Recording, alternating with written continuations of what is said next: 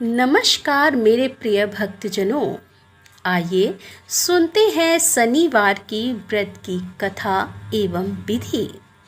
इस दिन शनि की पूजा होती है। काला तिल, काला वस्त्र, तेल, उड़द शनि को बहुत प्रिय है, इसीलिए इनके द्वारा शनि की पूजा होती है। शनि की दशा को दूर करने के लिए यह व्रत किया जाता है। शनि स्रोत का पाठ भी विशेष लाभदायक सिद्ध होता है।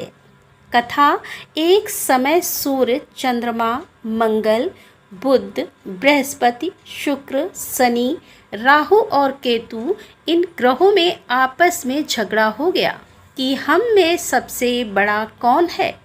सब अपने अपने को बड़ा कहते थे। जब आपस में कोई निश्चय ना हो सका तो सब के सब आपस में झगड़ते हुए इंद्र के पास गए और कहने लगे कि आप सब देवताओं के राजा हो, इसीलिए हमारा न्याय करके बतलाओ कि हम सब 9 ग्रहों में सबसे बड़ा कौन है। तब राजा इंद्र इनका प्रश्न सुनकर घबरा गए और कहने लगे कि मुझ में यह सामर्थ्य नहीं है जो किसी को बड़ा या छोटा बतलाऊं। मैं अपने मुख से कुछ नहीं कह सकता। हाँ, एक उपाय हो सकता है। इस समय पृथ्वी पर राजा विक्रमादित्य दूसरों के दुख का निवारण करने वाला है, इसीलिए तुम सब मिलकर उन्हीं के पास जाओ, वही तुम्हारे दुखों का निवारण करेंगे। ऐसा वचन सुनकर सभी ग्रह देवता चलकर भूलोक में राजा विक्रमादित्य की सभा में जाकर उपस्थित हुए और अपना प्रश्न राजा के सामने रखा। राजा उनकी बात सुनकर बड़ी चिंता में पड़ गए कि मैं अपने मुख से किसको बड़ा और किसको छोटा बतलाऊं। जिसको छोटा बतलाऊंगा वही क्रोध करेगा, परंतु उनका झगड़ा निपटाने के लिए एक उपाय सोचा कि सोना, चांदी, कांसा, पीतल, सीसा, रांगा, जस्ता, अभ्रक और लोहा 9 धातुओं के 9 आसन बनवाए। अब आसनों को क्रम से जैसे सोना सबसे पहले और लोहा सबसे पीछे बिछाए गए। इसके पश्चात राजा ने सब ग्रहों से कहा कि आप सब अपने अपने सिंहासन पर बैठिए। जिसका आसन सबसे आगे है वह सबसे बड़े और जिसका आसन सबसे पीछे है वह सबसे छोटा जानिए। क्योंकि लोहा सबसे पीछे था और वह शनिदेव का आसन था, इसीलिए शनिदेव ने समझ लिया कि राजा ने मुझको सबसे छोटा बना दिया है।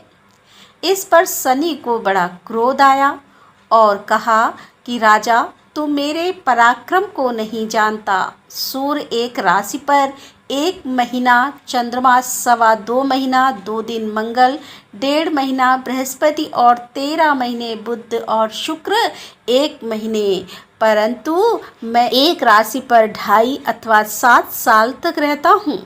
बड़े बड़े देवताओं को भी मैंने भीषण दुख दिया है। राजन सुनो, राम जी को 7.5 आई और वनवास हो गया और रावण पर आई तो राम जी ने लक्ष्मण की सेना लेकर लंका पर चढ़ाई कर दी, रावण के कुल का नाश कर दिया। हे राजा, अब तुम सावधान रहना। राजा कहने लगा, जो कुछ भाग्य में होगा देखा जाएगा। उसके बाद अन्य ग्रह तो प्रसन्नता के साथ चले गए, परंतु शनिदेव बड़े क्रोध के साथ वहां से सिधारे। कुछ काल व्यतीत हो जाने पर जब राजा को 7.5 की दशा आई तो शनिदेव घोड़े के सौदागर बनकर अनेक सुंदर घोड़ों के सहित राजा की राजधानी में आए। जब राजा ने सौदागर के आने की खबर सुनी तो अश्वपाल को अच्छे अच्छे घोड़े खरीदने की आज्ञा दी। अश्वपाल ऐसी अच्छी नस्ल के घोड़े देखकर और उनका मूल्य सुनकर चकित हो गया और तुरंत ही राजा को खबर कर दी। राजा उन घोड़ों को देखकर एक अच्छा सा घोड़ा चुनकर सवारी के लिए चढ़ा। राजा घोड़े की पीठ पर चढ़ते ही घोड़ा जोर से भागा घोड़ा बहुत दूर एक बड़े जंगल में जाकर राजा को छोड़कर अंतर्ध्यान हो गया। इसके बाद राजा अकेला जंगल में भटकता फिरता रहा। बहुत देर के पश्चात राजा ने भूख और प्यास से दुखी होकर भटकते भटकते एक ग्वाले को देखा। ग्वाले ने राजा को प्यास से व्याकुल देखकर पानी पिलाया। राजा की उंगली में एक अंगूठी थी, उसे निकालकर प्रसन्नता के साथ ग्वाले को दे दी और शहर की ओर चल पड़ा। राजा शहर में पहुंचकर एक सेठ की दुकान पर जाकर बैठ गया और अपने आप को उज्जैन का रहने वाला तथा अपना नाम वीका बतलाया। सेठ ने उसको कुलीन मनुष्य समझकर जल आदि पिलाया और भाग्यवश उस दिन सेठ की दुकान पर बिक्री अधिक हुई थी। तब सेठ उसको भाग्यवान पुरुष समझकर भोजन कराने के लिए अपने साथ ले गया। भोजन करते समय राजा ने आश्चर्य की बात देखी कि खूंटी पर हार लटक रहा है और वह खूंटी उस हार को निगल रही है। भोजन के पश्चात कमरे में आने पर जब सेठ को कमरे में हार ना मिला तो सबने यही निश्चय किया कि सिवाय वीका के और कोई इस कमरे में नहीं आया, अतः अवश्य उसी ने हार चोरी किया है। परंतु वीका ने हार लेने से मना कर दिया। इस पर 5-7 आदमी इकट्ठे होकर उसको फौजदार के पास ले गए। फौजदार ने उसको राजा के सामने उपस्थित कर दिया और कहा कि यह आदमी तो भला प्रतीत होता है, चोर मालूम नहीं होता, परंतु सेठ का कहना है कि इसके सिवाय और कोई घर में आया ही नहीं, अवश्य ही इसी ने चोरी की है। तब राजा ने आज्ञा दी कि इसके हाथ पैर काटकर चौरंगिया किया जाए। राजा की आज्ञा का तुरंत पालन किया गया और वीका के हाथ पैर काट दिए। इस प्रकार कुछ काल व्यतीत होने पर एक तेली उसको अपने घर ले आया और कोहलू पर उसको बैठा दिया। वीका उस पर बैठा हुआ जमान से बैल हाँकता रहा। शनि की दशा समाप्त हो गई और एक रात को वर्षा ऋतु के समय वह मल्हार राग गाने लगा। उसका गाना सुन उस शहर के राजा की कन्या उस राग पर मोहित हो गई और दासी को खबर लाने भेजा कि शहर में कौन गा रहा है। दासी सारे शहर में फिरती फिरती क्या देखती है कि तेली के घर में चौरंगिया राग गा रहा है। दासी ने महल में आकर राजकुमारी को सब वृतांत सुना दिया। बस उसी क्षण राजकुमारी ने अपने मन में यह प्रण कर लिया कि चाहे कुछ हो, मैंने इस चौरंगिया के साथ विवाह करना है। प्रातःकाल होते ही जब दासी ने राजकुमारी को जगाना चाहा तो राजकुमारी अनशन व्रत लेकर पड़ी रही। तब दासी ने रानी के पास जाकर राजकुमारी के ना उठने का वृत्तांत कहा। रानी ने तुरंत ही वहां आकर राजकुमारी को जगाया और उसके दुख का कारण पूछा। तो राजकुमारी ने कहा कि माताजी, मैंने यह प्रण कर लिया है कि तेली के घर में जो चौरंगिया है उसी के साथ विवाह करूंगी। माता ने कहा, पगली, यह क्या बात कह रही है? तुझको किसी देश के राजा के साथ परणाया जाएगा। कन्या कहने लगी कि माताजी, मैं अपना प्रण कभी नहीं तोड़ूंगी। माता ने चिंतित होकर यह बात राजा को बताई। तब महाराज ने भी आकर यह समझाया कि मैं अभी देश के देशांतर में अपने दूत भेजकर सुयोग रूपवान एवं बड़े से बड़े गुणी राजकुमार के साथ तुम्हारा विवाह करूँगा। ऐसी बात तुमको कभी नहीं विचारनी चाहिए। कन्या ने कहा, पिताजी, मैं अपने प्राण त्याग दूंगी, परंतु दूसरे से विवाह नहीं करूंगी।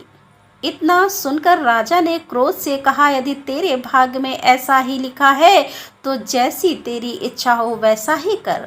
राजा ने तेली को बुलाकर कहा कि तेरे घर में जो चौरंगिया है उसके साथ मैं अपनी कन्या का विवाह करना चाहता हूँ। तेली ने कहा कि यह कैसे हो सकता है? कहाँ आप हमारे राजा और कहाँ मैं एक नीच। परंतु राजा ने कहा कि भाग्य लिखे को कोई नहीं टाल सकता।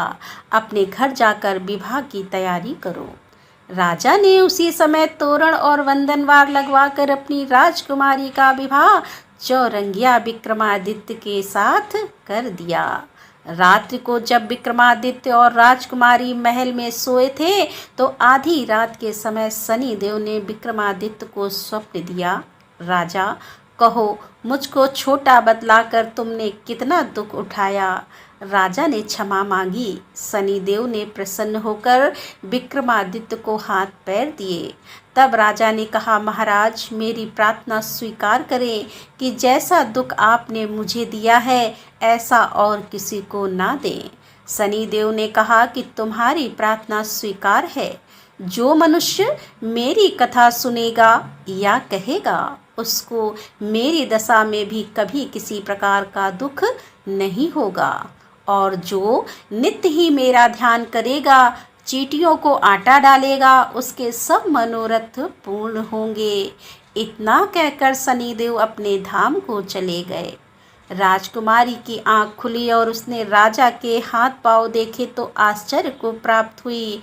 उसको देखकर राजा ने अपना समस्त हाल कहा कि मैं उज्जैन का राजा विक्रमादित्य हूँ। यह सुनकर राजकुमारी अत्यंत प्रसन्न हुई और प्रातःकाल राजकुमारी ने उसकी सखियों ने पूछा तो उसने अपने पति का समस्त वृत्तांत कह सुनाया। तब सब ने प्रसन्नता प्रकट की और कहा कि ईश्वर ने आपकी मनोकामनाएं पूर्ण कर दी हैं। जब उस सेठ ने यह सुना तो वह विक्रमादित्य के पास आया और राजा विक्रमादित्य के पैरों पर गिरकर क्षमा मांगने लगा कि मैंने आप पर चोरी का झूठा दोष लगाया, अतः आप मुझको जो चाहें दंड दें। राजा ने कहा, मुझ पर शनि देव का कोप था, इसी कारण यह सब दुख मुझको प्राप्त हुआ। इसमें तुम्हारा कोई दोष नहीं है। तुम अपने घर जाकर अपना कार्य करो। सेठ बोला कि मुझे तभी शांति होगी जब आप मेरे घर चलकर प्रीतिपूर्वक भोजन करेंगे। राजा ने कहा, जैसी आपकी मर्जी हो वैसा ही करें। सेठ ने अपने घर जाकर अनेक प्रकार के सुंदर भोजन बनवाए और राजा विक्रमादित्य को प्रीति भोज दिया। जिस समय राजा भोजन कर रहे थे, एक अत्यंत आश्चर्य की बात सबको दिखाई दी। जो खूंटी पर पहले हार निकल रही थी वह अब हार उगल रही थी। और जब भोजन समाप्त हो गया तो सेठ ने हाथ जोड़कर बहुत सी मोहरें राजा को भेंट की और कहा कि मेरे श्री कंवर नामक एक कन्या है, उसका पाणी ग्रहण आप करें। इसके बाद सेठ ने अपनी कन्या का विवाह राजा के साथ कर दिया और बहुत सा दान दहेज आदि दिया। इस प्रकार कुछ दिनों तक वहां निवास करने के पश्चात विक्रमादित्य ने शहर के राजा से कहा कि अब मेरी उज्जैन जाने की इच्छा है। फिर कुछ दिन के बाद विदा लेकर राजकुमारी मन भावनी सेठ की कन्या श्री कंवरी तथा दोनों जगह के दहेज में प्राप्त अनेक दास दासी, रथ, पालकियां सहित विक्रमादित्य उज्जैन की तरफ चले। जब शहर के निकट पहुंचे और प्रवासियों ने राजा के आने का संवाद सुना तो समस्त उज्जैन की प्रजा आगवानी के लिए गई। तब बड़ी प्रसन्नता से राजा अपने महल में पधारे। सारे शहर में बड़ा भारी महोत्सव मनाया गया और रात्रि की दीपमाला की गई। दूसरे दिन राजा ने शहर में यह सूचना कराई कि शनिश्चर देवता सभी ग्रहों में सर्वोपरि है। मैंने उनको छोटा बतलाया, इसी से मुझको यह दुख प्राप्त हुआ। इस कारण सारे शहर में सदा शनिचर की पूजा और कथा होने लगी। राजा और प्रजा अनेक प्रकार के सुख भोगती रही। जो कोई शनिचर की इस कथा को पढ़ता या सुनता है, शनि देव की कृपा से सब दुख दूर होते हैं। शनिवार की कथा को व्रत के दिन अवश्य पढ़ना चाहिए। बोल शनिदेव महाराज की जय। तो दोस्तों, ये थी आज की कथा। उम्मीद करती हूँ ये कथा आपको पसंद आई होगी। यदि कथा पसंद आई है तो वीडियो को लाइक कीजिए, दोस्तों के साथ शेयर कीजिए और हमारे चैनल को सब्सक्राइब कर लीजिए। तो दोस्तों, मिलते हैं अगले वीडियो के साथ। तब तक के लिए राधे राधे, जय श्री कृष्णा, हर हर महादेव, जय भोलेनाथ की।